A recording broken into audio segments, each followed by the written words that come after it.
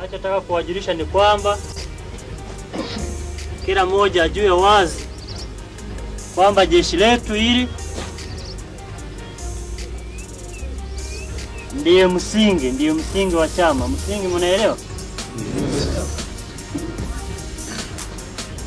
Ndiye msingi wa chama,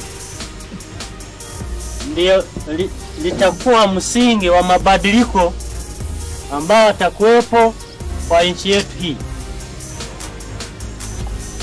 Na kwa hivyo wazi ni mpaka kila mmoja wenu azingatie jambo la siasa ambalo limetufanya sisi tukamate silaha gani.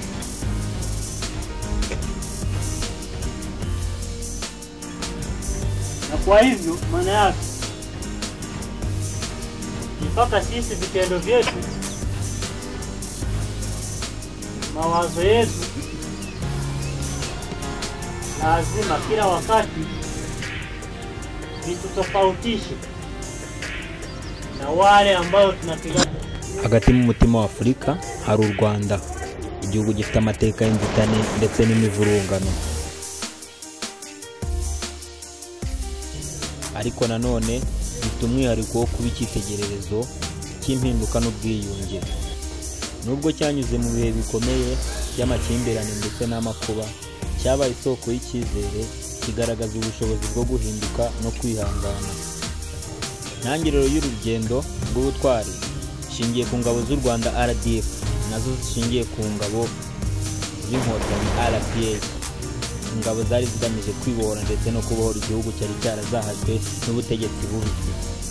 RPA inkotanyi ntiyashakaga gusa gukuraho ubutegetsi bw'igitugu, ahubwo yashakaga inzira yo kuba igihugu gishyashya kinyuze mu bumwe kandi kizira ivangura.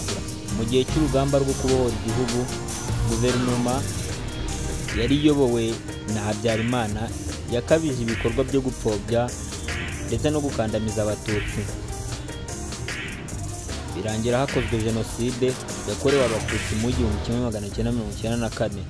Nubwo amahanga yamenyeshejwe ibyabaga, yananiwe kugira icyo yakora, bityo RDF ifata iya mbere mu guhagarika jenoside no kubohora igihugu.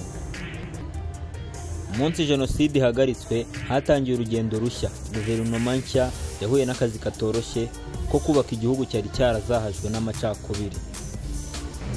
Mu byo RPA inkotanyi yari igambiriye cyane harimo kugarura umutekano, kwimakaza ubumwe n'ubwiyunge no kongera kubaka icyizere hagati y'abaturage. Abarwanyi bahoze barwana basubijwe mu buzima busanzwe, biciye muri gahunda z'ubumenyi ngiro ndetse n'amahugurwa n'ubufasha bwa psychologiya n'iyubahirizwa ry'uburenganzira bwa muntu. Abahoze ari abarwanyi basaga ibihumbi bakiriwe neza mu muryango mugari w'igihugu, bituma hubakwa umusingi w'ubwiyunge n'umutekano urambye.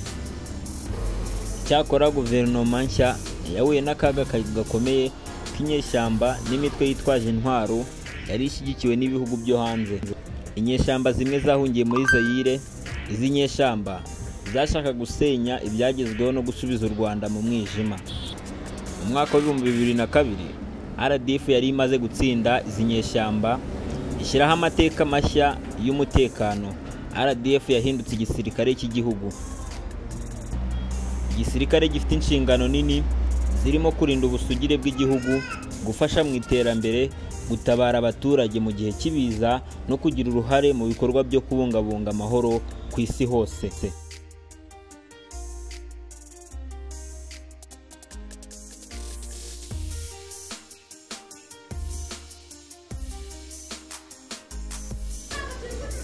Iyo ugeze Cabo Delgado usanga igihugu cyiza ariko cyahuye n'ibibazo. Ni amatongo.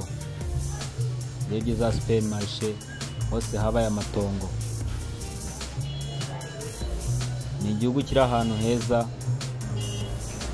ibitaro, amasoko, imodoka ku muhanda, amazu y'abaturage, byose byabaye amatongo.